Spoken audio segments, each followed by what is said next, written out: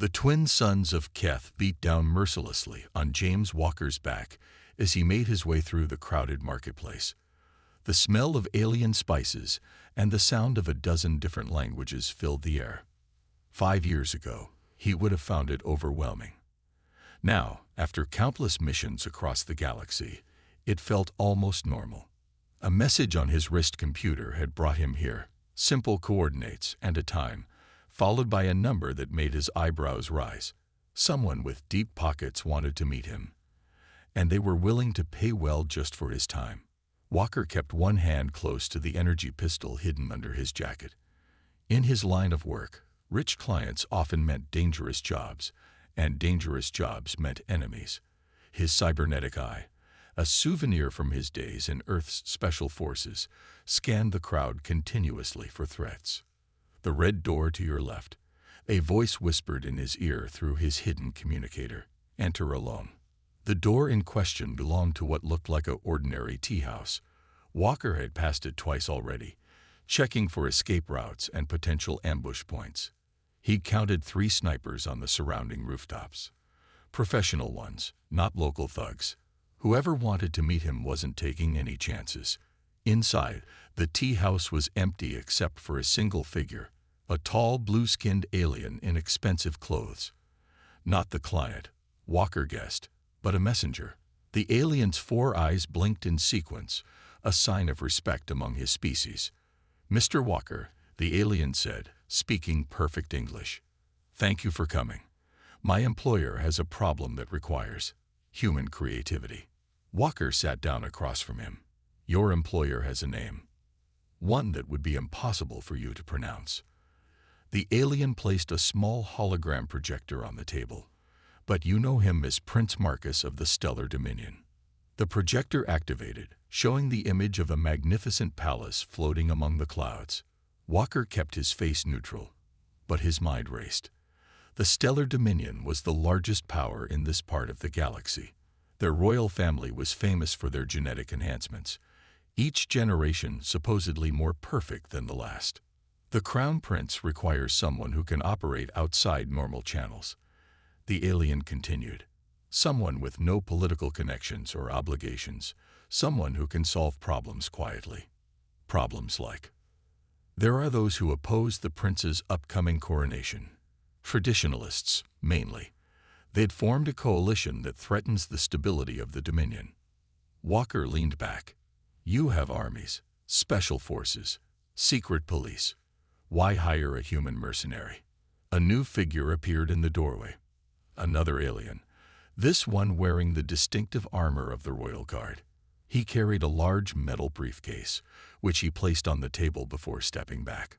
The blue-skinned alien opened the case, revealing more money than Walker had seen in one place since leaving Earth.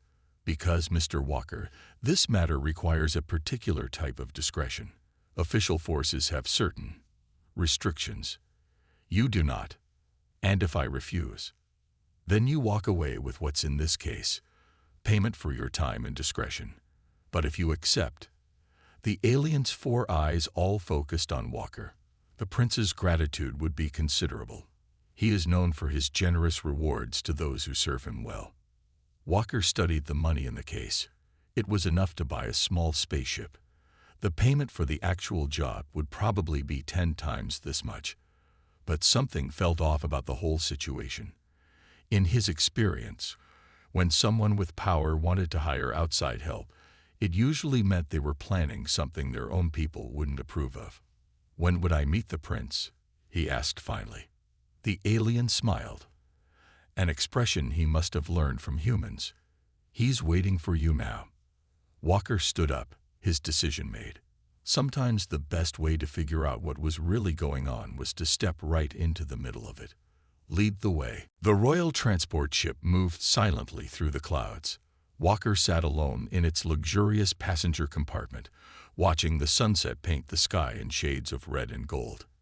His cybernetic eye recorded everything, an old habit from his military days that had saved his life more than once. "We're approaching the palace," announced the blue-skinned alien, who had introduced himself simply as guide. "The prince will see you immediately." The floating palace was even more impressive up close. It hung in the air like a crystal mountain, its spires reaching toward the stars. Energy shields shimmered around it, almost invisible except where they caught the light of the setting suns. Guards in elaborate armor escorted Walker through halls made of some kind of living metal that shifted colors as they walked. He noticed that all of them had the same perfect posture, the same fluid grace in their movements. Enhanced genetics at work. They stopped before a massive door covered in swirling patterns. "The prince requires all weapons to be left outside," Guide said. Walker removed his energy pistol and the knife in his boot. He kept quiet about the ceramic blade hidden under the skin of his forearm. Another old habit. The door opened silently. Inside was a circular room with windows that showed the clouds drifting by below. Prince Marcus stood at one of these windows, his back turned to the door. Even from behind, Walker could tell the prince wasn't quite like the other aliens he'd met. There was something too perfect about him, like a statue carved by a master artist. "So," the prince said without turning, "this is the human who's been causing such interesting chaos in my sector." His voice had an odd musical quality to it, probably another enhancement. "Your Highness," Walker replied, keeping his tone neutral. Movement caught his eye. A figure in flowing robes hurrying through a side door. He glimpsed long silver hair and pale blue skin before the figure disappeared. The prince finally turned. His face was eerily symmetrical, his four eyes arranged in perfect alignment. "Let's skip the formal greetings. I have a task that needs doing, and you have a reputation for getting things done." Your messenger mentioned rebels. "Traditionalists," the prince corrected, his perfect features showing a hint of disgust. "They cling to outdated ideas about genetic purity. They think our efforts to improve ourselves are somehow wrong." He gestured to a holographic display that appeared in the center of the room. "They're gathering support, using ancient laws to challenge my right to rule." Walker studied the display, which showed various rebel bases in operations. "Because of your enhancements. They claim I'm not a true heir, because I've been artificially improved." The prince laughed, but there was no warmth in it, as if remaining imperfect is somehow noble. A servant entered with drinks. Walker noticed how the prince barely looked at them, as if unenhanced beings were hardly worth noticing. It made him wonder about the figure he'd seen earlier, the one that had been rushed away. "I need these rebels dealt with before my coronation," the prince continued, quietly, permanently.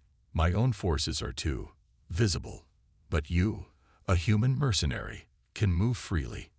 No one will connect your actions to the throne." "And my payment?" The prince smiled.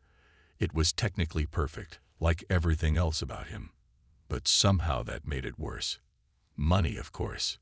But also, if you succeed, I'll grant you a reward of your choosing from the royal vaults. Anything within reason." Walker nodded slowly. The prince was hiding something. That much was obvious. But the question was, what could worry someone who had been engineered to be perfect?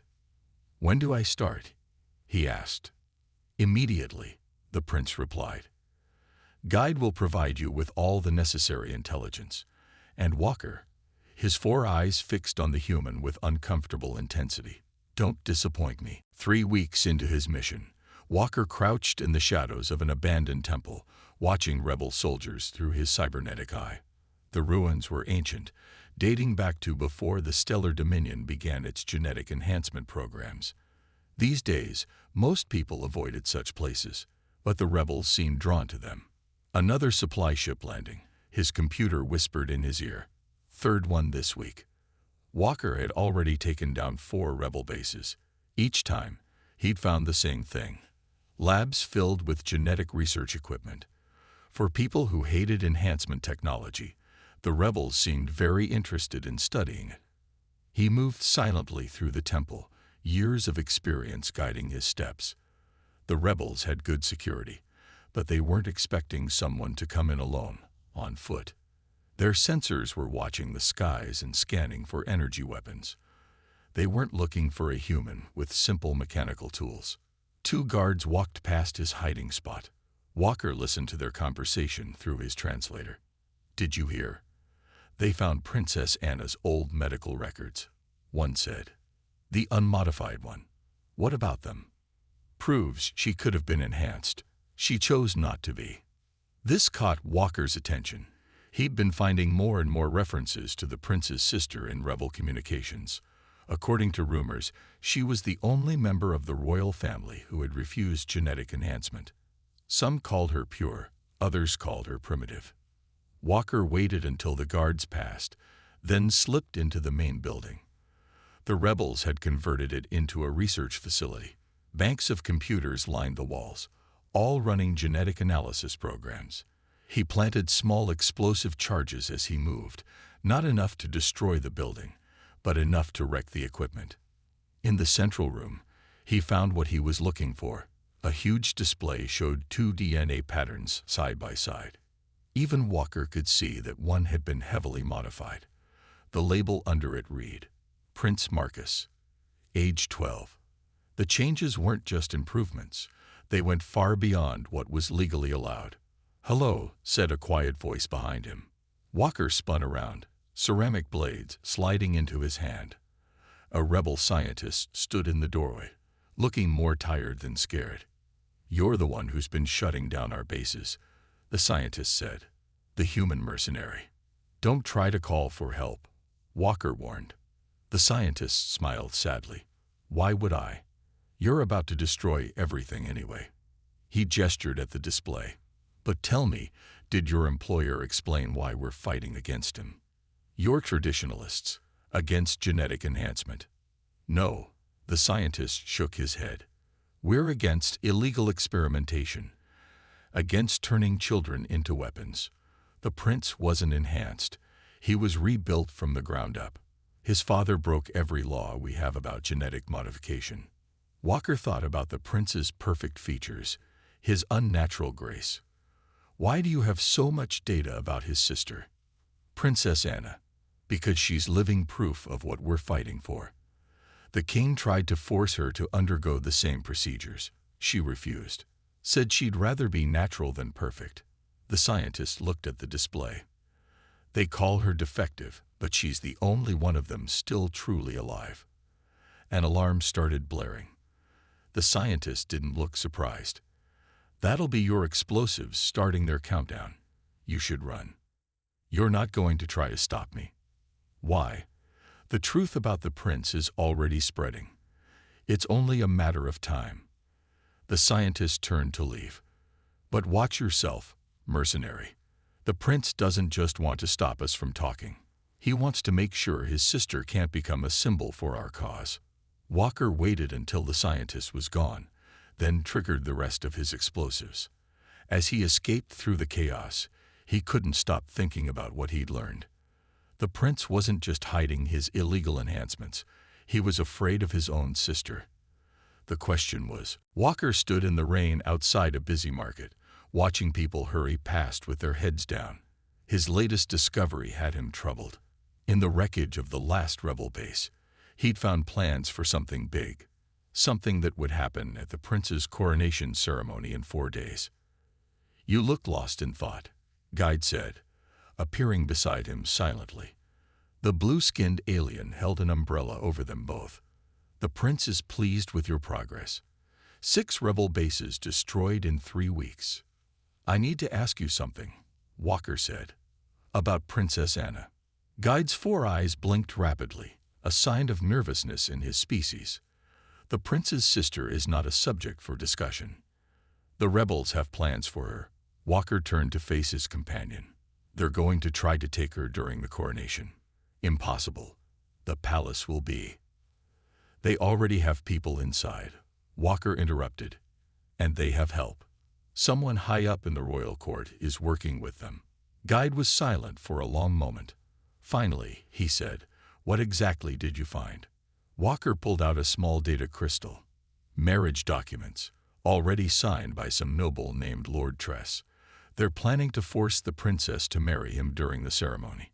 Use her status as the only pure royal to claim the throne. This is concerning. Guide's skin had turned a paler shade of blue. We should inform the prince immediately. They took a private transport to the floating palace. The whole way up, Walker watched Guide fidget nervously with his ceremonial rings. The alien knew something he wasn't saying. The prince was in his private study when they arrived. He listened to Walker's report with an expression of mild boredom. "Is that all?" he asked when Walker finished. Walker stared at him. "Your sister is in danger." "Anna." The prince laughed. "My dear unmodified sister is hardly worth such concern. If the rebels want to marry her off to some minor noble, let them try. But the coronation will proceed as planned." The prince stood up, his movements unnaturally smooth. "You've done well destroying their bases, Walker. Focus on finding their last hideout. Leave family matters to me." A memory flashed in Walker's mind. His own sister, standing between him and a Mars Federation sniper. She died protecting him, all because he hadn't listened to her warnings about a trap. "Your Highness," Guide spoke up cautiously, "perhaps we should increase security around the princess. The princess has adequate protection." The prince's voice had an edge to it now. "She is where she needs to be." Walker's cybernetic eye picked up something strange. A slight change in the prince's body temperature when he said those words. He was lying. "Now leave me," the prince commanded. "Both of you." Outside the study, Guide pulled Walker into an empty corridor. "There's something you need to know," the alien whispered. "The princess. She hasn't been seen in public for 2 weeks." "What?" "The prince says she's in meditation, preparing for the coronation. But the servants talk. They say she discovered something in the old archive rooms, something about the prince's modifications." Walker thought about the prince's casual dismissal of the threat. He's not worried about the rebels taking her because they can't take what he's already hidden away, Guide finished. "I've served the royal family for 20 years. I never thought." He straightened suddenly. "You need to find her. Before the coronation. Before they can." A soft sound interrupted him. Guide looked down at the small dart sticking out of his neck, then collapsed. Walker spun around, ceramic blade appearing in his hand. But he was too late. He felt a sting in his shoulder, and the world began to fade. The last thing he saw was the prince standing over him, smiling his perfect smile. "I'm disappointed, Walker. I thought you of all people would understand. Sometimes family can be inconvenient." Walker woke up in darkness. His head hurt, and his cybernetic eye was offline. The floor beneath him felt cold, some kind of metal. As his normal eye adjusted to the dim light, he made out the bars of a cell. "You're finally awake," said a soft voice from the next cell. "I was getting worried." He turned his head. In the faint light, he could see a figure sitting against the wall. Long silver hair caught what little light there was. Her skin was pale blue, like the prince's, but somehow more real. "Princess Anna," he said. "And you're the human mercenary my brother hired." She moved closer to the bars separating their cells. "The one who's been destroying rebel bases." Walker sat up slowly, fighting off dizziness. "Your brother's not what people think he is." "No," she agreed. "He's what our father made him. A perfect weapon in a perfect body." She sighed. "And now he's afraid I'll tell everyone what he really is." "Why didn't you agree to be enhanced like him?" Anna was quiet for a moment. "Because I saw what it did to him. Each procedure took away more of who he was. Father called it improvement. I called it murder." She reached through the bars, touching Walker's deactivated cybernetic eye. "Your enhancements, they were to replace something lost, weren't they?" "Mars Federation sniper," he said. "My sister died saving me. I'm sorry." She pulled her hand back. "My brother plans to announce my tragic death at his coronation tomorrow. He'll blame the rebels, use it as an excuse to hunt down anyone who opposes genetic enhancement." A door opened somewhere above them. Light footsteps approached, the unnaturally perfect stride of the prince. "Ah, good. You're both awake." The prince appeared before their cells, looking down at them. 4 royal guards stood behind him. I've come to offer you a choice, Walker. Walker stood up carefully. His ceramic blade was gone, but they hadn't found the small transmitter hidden in his back tooth. Not that it would help in here. I still need the rebels' main base destroyed, the prince continued. Do this one last job for me, and I'll let you go. You can even have your pick of rewards from the royal vault, as promised. All you have to do is walk away and forget about my sister. And if I refuse? The prince smiled his perfect smile. Then you'll share her fate. The choice is simple. Help me or die with her. Walker looked at Anna. She met his gaze steadily, and in that moment he saw something the prince and his father had never understood. Her eyes held a strength that had nothing to do with enhancement or modification. It was the same look his sister had given him before pushing him out of the sniper's line of fire. You're right, Walker said to the prince. It is a simple choice. His hand moved to his mouth, pressing the hidden transmitter against his tooth. A special frequency, one that would trigger all the tiny explosive charges he'd left in the rebel bases. Charges that hadn't actually detonated, just made a lot of smoke and noise. The prince's perfect features showed confusion. What are you? The palace shook as multiple explosions went off in the distance. Alarms began blaring. My lord. A guard rushed in. The rebels. They're attacking from all sides. And there are palace guards helping them.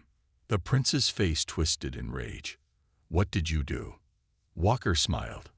I chose. I picked my reward early. The right to protect your sister. The rebels have been waiting for my signal. Turns out, they're not the only ones who think the natural way might be better. The prince stepped back, his perfect composure finally cracking. Guards. Kill them both. But the guards were already lowering their weapons, their natural, unmodified hands steady with purpose. The prince stared at his guards in disbelief as they pointed their weapons at him instead of the prisoners. His perfect features twisted into something ugly. You dare betray me? I am your prince. They're not betraying you, Anna said, stepping out of her cell as one of the guards unlocked it. They're protecting the royal family, the real royal family. Walker watched as she walked towards her brother. Even in prisoner's clothes, she moved with a natural grace that made the prince's perfect posture look stiff and artificial. You're nothing but a failed experiment, the prince snarled. A primitive who refused to evolve. No, brother. I was the only one strong enough to say no. She turned to Walker. Your cybernetic eye. Can you access the palace network with it? Walker smiled. His eye had never been deactivated. He'd just let them think it was. Already connected. The rebels are streaming the security feeds to every screen in the Dominion. Everyone can see what's happening right now. The prince's face went pale. You planned this. But you're just natural. Anna laughed softly. Brother, did you really think I spent all those years in the library just reading? I studied strategy, politics, human nature. While you were letting machines rewrite your DNA, I was learning how people, real people, think and feel. More guards and rebels poured into the room. Guide was with them, very much alive. He bowed to Anna. The palace is secured, Your Highness. Lord Tress has been arrested. He confessed to plotting with your brother to force your marriage and elimination. You knew? The prince demanded, looking at Walker. You knew all along. Walker shrugged. Figured it out pretty quick. The rebels weren't hiding their bases very well. Almost like they wanted me to find them. He gestured to Guide. Your most trusted advisor here made sure I saw exactly what I needed to see. The princess planned everything. But I enhanced myself to be smarter than any of you. My intelligence is perfect. Intelligence isn't just about processing power, Anna said gently. It's about understanding. Something Father's experiments took from you. She reached for her brother's hand. We can help you. The rebels, they're not against enhancement. They're against forcing it on people. Their scientists think they can reverse what Father did to you. The prince pulled away. I don't need help. I am perfect. He reached for a hidden weapon, but Walker was faster.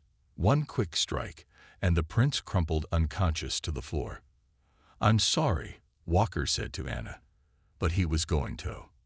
"I know." She looked sad. He never understood that perfection isn't about being flawless. It's about accepting who you are and still trying to be better. Guide stepped forward. "The coronation ceremony begins in 2 hours, Your Highness. The people are waiting." "Then let's not disappoint them." She turned to Walker. "You asked for the right to protect me. Did you mean it?" Walker thought about his sister, about sacrifice and loyalty, and doing what's right. Every word. Anna smiled. A real smile, not the artificial one her brother always wore. "Good, because I'm going to need someone I can trust. Someone who understands that being natural doesn't mean being weak." She looked around at the mix of rebels and guards. "We're going to change things in the Dominion. Make it a place where enhancement is a choice, not a requirement. And your brother? We'll get the help he needs, and maybe someday he'll understand that true strength comes from who you are, not what you're made of." She straightened her shoulders. "But first, we have a coronation to attend, one where the wrong sibling becomes ruler." As they left the prison level, Walker realized something. Sometimes the best rewards aren't the ones you ask for, but the ones you earn by doing what's right. 3 months after the coronation, Walker stood at the window of his new office in the floating palace, watching transport ships come and go. His reflection showed the changes in his appearance, a new formal uniform marking him as the head of royal security, though he'd refused any genetic enhancements for the position. The door chimed softly. "Enter," he called. Guide came in, carrying reports. The latest updates from the rehabilitation center. "The prince, he's showing improvement." Walker took the reports. The medical team had managed to reverse some of the more extreme modifications done to the prince. It was a slow process, but each day brought back a little more of his original personality. "And the protesters?" Walker asked. "Peaceful, as Queen Anna predicted. Some support enhancement, others oppose it, but there's no violence." Guide's 4 eyes crinkled in what Walker had learned was a smile. Her policy of free choice seems to be working. The first law Anna had passed as queen made genetic enhancement a personal choice rather than a requirement for positions of power. It had shocked many of the noble families, but the common people had celebrated in the streets for days. "Sir," Guide continued, "there's a situation in the main hall. A group of enhanced nobles are refusing to accept orders from an unmodified guard captain." Walker sighed. Some people were still having trouble with the new way of things. "I'll handle it." But when he reached the main hall, Queen Anna was already there. She stood between the nobles and the guard captain, her simple white dress a stark contrast to their ornate modified forms. "My guards serve based on merit, not modification," she was saying calmly. "Captain Reed has earned her position through skill and dedication. If you have concerns about her abilities, you're welcome to observe her training sessions." The nobles shifted uncomfortably. Everyone knew about the weekly combat demonstrations, where the Queen's unmodified guards regularly matched or outperformed enhanced soldiers. Walker moved to his usual position slightly behind Anna's right shoulder. One of the nobles noticed him and whispered to the others. They quickly made their excuses and left. "Your reputation helps," Anna said without turning. "The human who chose natural skill over enhancement, who helped the unwanted sister become queen." "Your plan did most of the work," Walker replied. "I just provided the dramatic moments." She turned to face him, smiling. "Speaking of plans, the Earth delegation arrives tomorrow. They want to discuss our new enhancement policies. They're worried we'll ban the medical enhancements their people need. Then we'll show them our new research center." Anna started walking, Walker falling into step beside her, where enhanced and natural scientists work together, developing ways to help people without forcing them to change who they are. They'd reached the palace gardens, Anna's favorite place. Here, natural and genetically modified plants grew side by side, each beautiful in their own way. "My brother asked about you yesterday," she said softly. Walker raised an eyebrow. Oh, he wanted to know why you chose to help me. I told him about your sister, about sacrifice and loyalty. She touched a natural flower, its petals perfect in their imperfection. He's starting to understand. And the other noble families are learning, some faster than others. She turned to face him. The old guard calls this an experiment, letting people choose whether to enhance themselves or not. They say it will make us weak.